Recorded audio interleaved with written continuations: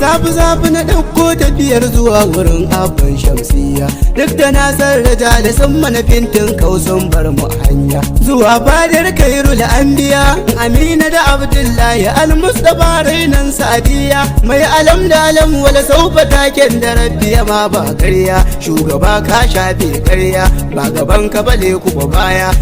أعوذ بالله من الشيطان الرجيم. بسم الله الرحمن الرحيم. وصلى الله على النبي الكريم وعلى آله وأصحابه وسلم تسليما كثيرا. الحمد لله الذي فضل بني آدم بالعلم والعمل به على جميع العالمين، والصلاة والسلام على سيدنا محمد سيد العرب والأجمي وعلى آله وصحبه أجمعين. ولقد قال الله تبارك وتعالى في كتابه العزيز: ولقد جعلنا في السماء بروجا وزيناها للناظرين. وكما قال الله تبارك وتعالى أيضا: تبارك الذي جعل في السماء بروجا وجعل فيها سراجا وقمرا منيرا. وبعد الأمة الدنيا من البركة بركة مليون اللوكتي بركة ملساكي داو وأتكم ونن تشاتامو تا وتؤينهم مسنا تورانا دان أدم تاردني الماجرون كوسامنا النبي. Idan ban manta ba a baya mun yi bidiyoyi da dama, to amma ai mana afuwa saboda sakamakon uzuri da muka samu na tsayawan aiki sakamakon tafiya da muka yi, to alamma alhamdulillah mun yi lafiya kuma mun dawo lafiya. To Allah ya kara mana lafiya da zaman lafiya. To insha Allah rabbi mun tsaya a wannan bigirai ne, a daidai wannan guri za mu bayani wato ainihin akan burujin wato ainihin namijin jauza'a fuska ta ɗaya.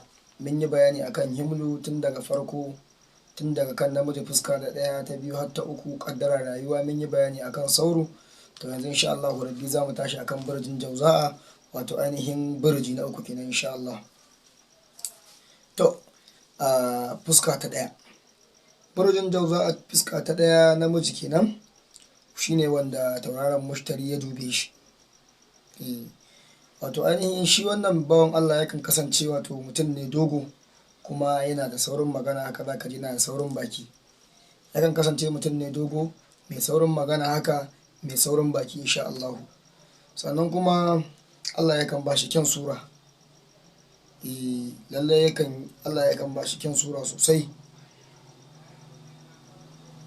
kuma zai kasance mutum ne wanda zai lazanci addini da kuma wato ainihin biyayya ga Allah, babu sabawa da Allah da kuma sauran bayan Allah. Zai kasance mutum ne mai biyayya dai a dunkule kawai gaba daya. Sannan idan ya kai shekara 50, Allah yakan ba shi daman zuwa aikin haji, ya je ya ziyarci manzon Allah sallallahu alaihi wasallam aikin haji ko umara. Allah zai ba shi dama ya je ya ziyarci manzon Allah sallallahu alaihi wasallam. Sannan kuma mutum ne mai yawan son ba da sadaka ga talakawa. Za ka ga yana sanya wa talakawa sadaka da abubuwa na alkhairi daban-daban. To mu ma Allah ya ba mu ikon yi gaba ɗaya. Kuma za ka ga yana da wani wato ainihin tabo a fuska. Bayan wannan sadaka da aka ce yana sanya wa talakawa sadaka da nakasassu, to alama shi ne ake ƙara faɗa. A wannan fuskoki na ɗaya, na biyu, na uku ana ake gane siffa me burjin mutum, kuma a fuska ta nawa yake. To gashi nan za ku ji muna faɗin alamominsa. Gashi nan wato ainihin yana da alaman tabo a fuska ko kuma wani digon baki dai haka a fuska. Gashi nan dai kwarai kuwa. Kuma yana da wata alama a kataransa. Akwai wani alama na rauni ko wani alama wanda za ga haka Allah ya halicce shi a kataransa haka. Kuma sannan yana da karancin rabo a bangaren 'ya'ya, ma'ana Allah baya azurta shi da 'ya'ya da yawa sosai hakan nan. To Allah ya bar mu da annabi. Kuma sannan wato ainihin zai kasance mai wannan burji zai kasance mutum ne mai mulki insha Allah. Za ka same shi da mulki, ko da ku ba jinin sarauta ba ne, za ka same shi na son mulki daidai gwargwado. Sannan yakan kasance mutum fari wanda yake da sirki da launin fatsi-fatsi haka. Mutum ne fari mai sirki da launin wato ainihin fatsi-fatsi. Sannan kuma mai kyawun gashi, kuma mai kyawun sura sosai ba kaɗan ba. Allah yakan ba su kyan sura. Sannan kuma mai wannan burji yakan kasance yana da yalwan gashin gira, ya lashi saman idanu ba gashin gira nan haka. Yakan kasance yana da yalwan gashin gira. To muna kan dai bayani akan wato ainihin mai burjin jauza'a fuska ta uku. insha Allah rabbi a fuska ta daya a wannan tasha ta mai albarka ta masana tauraron dan adam. Idan wannan ne ganin bidiyon ka na farko, ka danna mana liking, sannan ka danna subscribe, inda za mu gane lallai kuna jin daɗin bidiyon da muke kawo muku, kuma kuna jin daɗin bayanin da muke muku, kuma kuna amfana insha Allah.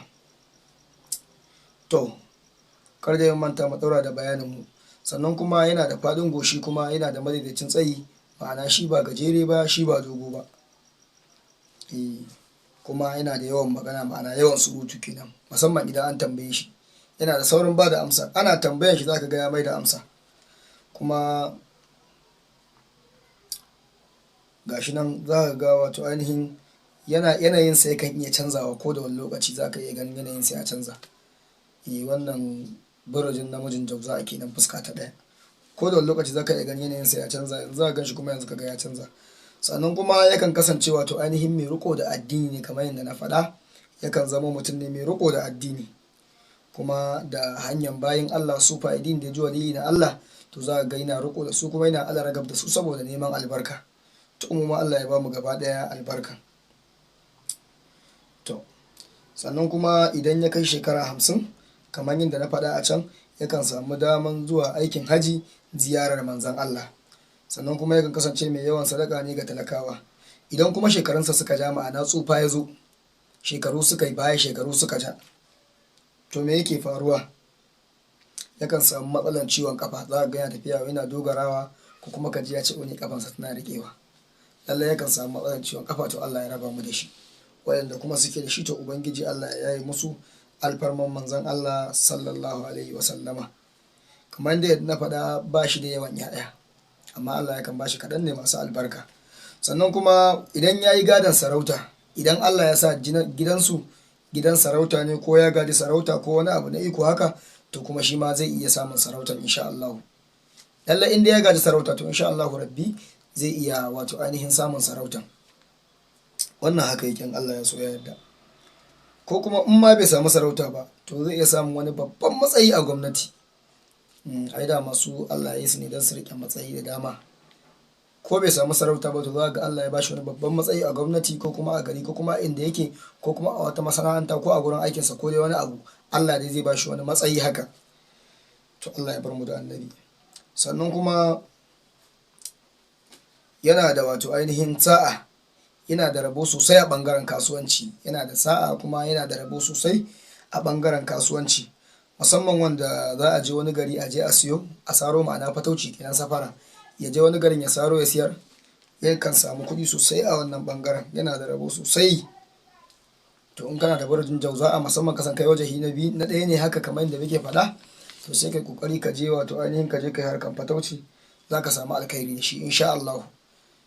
To masha Allah, kar dai ku manta kuna tare da almajirin ku Usama na Annabi a wannan tasha ta na masana tauraron dan adam. Bayan dawon mu daga hutun karatuttukan mu, to insha Allah rabbi gashi nan yau muna ci gaba cikin yardan Allah. Kuma gashi nan wato ainihin duk matsayin da ya nema, mai wannan burji yakan samu arziki sosai a rayuwarsa. Kuma duk matsayin da ya nema a gwamnati, to insha Allah rabbi zaka ga Allah yakan bashi, ko a bangaren wani aikin ko wani abu haka, Allah yakan bashi wannan matsayin. To Allah ya bar mu da annabi, kuma Allah ya ba mu dacewa.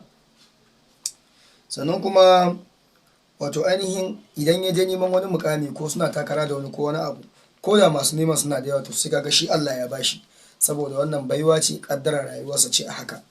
Lallai mutum ne mai arziki da kuma wato ainihin sa'a a rayuwa. Lallai Allah yana da sa'a sosai, mutumin jauza'a fuska ta ɗaya. To alhamdulillah yan uwa, nan muka kawo ƙarshen bayani akan burjin namijin jauza'a fuska ta ɗaya. Kamar dai da muka saba bayani, masu buƙatan zobe ɗan baiwa, zoben albarka, zoben burji, akwai zoben burji mai aiki ɗaya. Shi wannan dafa'i yake da jalabi, ma'ana dafa'i shine duk jifan da za a yi ma insha Allahu rabbi, in dai ka sa wannan zobe a hannunka, to in Allah ya yarda alfarman manzon Allah sallallahu alaihi wasallama, Allah zai kiyaye ka. Wannan kenan mun ji ɗaya. Sannan akwai na taurara, za kuma ka dinga kwarjini a cikin jama'a. Din da ka shiga za ka kana kwarjini, ana girmama ka. Irin rashin mutuncin da a ce an fito an ba rashin mutunci kirikiri, ko mutum ya ganka ya wulakanta ko wani abu, to insha Allah rabbi Allah zai jefa masa kwarjininka. Sannan wannan zobe akwai mai aiki biyu, wannan mai aiki ɗaya kenan, wancan na faɗa. Mai aiki biyu shi kuma tauraron ɗan adam ne, tauraron ka za su yi haske, za ka dinga samun ɗaukaka iri-iri da promotion na rayuwa. idan aikin gwamnati kake ko wani aiki zaka kana samun ƙarin matsayi daban-daban, in makaranta kake zaka kana samun tarin ɗalibai. Shi dai gaba ɗaya yakan shafi buɗewan harkokin mutum ne da kuma ɗaukaka da kuma samun buɗi a rayuwa da kuma wato ainihin samun ƙarin matsayi daban-daban. Mai aiki biyu kenan. Sannan akwai mai aiki uku, shi kuma na ismullahi azam ne, aiki 100 ba da yake yi. Sai ka ga mutum yana samun manyan kuɗaɗe da yardan Allah. Kuma wannan zobe yana taimakawa wajen maganin miyagu da kuma mayu da sauransu, irin tsautsayin hanya da kuma tsautsayi yawan asara. Insha Allah rabbi Allah zai kiyaye ka, dan wani abun baƙaƙen iska ne suke batawa. To in dai kana da wannan zobe insha Allah rabbi Allah zai kiyaye ka. Sannan kuma wato ainihin bayan haka wannan zobe zaka ga kana samun manya-manyan kwangiloli. In kana harka da masu bada kwangila za ga ana baka wanda baka yi tsammani ba, sai zo ya ma alkhairi. Sannan abin da baka samu to insha Allah rabbi za ga Allah ya buɗa ma kana samu. Dan Allah ya soya da in dai kai amfani da wannan zobe alfarman manzan Allah a shekaran nan, sai ka ga rayuwanka ta canza, sai ka tabbatar. Kai da kanka in ka sa shi a lokacin da ka fara sawa ka fara amfani da shi zaka ji cewa jikinka ya canza. To alhamdulillah wannan zobe kenan. Sannan masu buƙatar wato ainihin bincike akan rayuwa ko bincike akan aure ko sanin burudinsu ko bincike akan kasuwanci ko akan wani abu da ya shige musu duhu ko rashin lafiya haka, insha Allah rabbi za su iya kira mu ta wannan lamba kamar haka 090 21 86 93 10. Sannan lamban WhatsApp din mu shine 081 4653 4533. Masu buƙatan kawo mana ziyara kuma muna cikin birnin Kano, in kawo dan dishe daidai gidan Malam Sani mai 20, to daga nan insha Allah rabbi sai ka kira mu ko kuma wato ainihin ka tambaya za a kawo ka inda muke. To amma kafin a zo a dinga sanarwa. Alhamdulillah wannan shine da bayanin mu na yau, sai kuma mun haɗu a bidiyo na gaba insha Allah.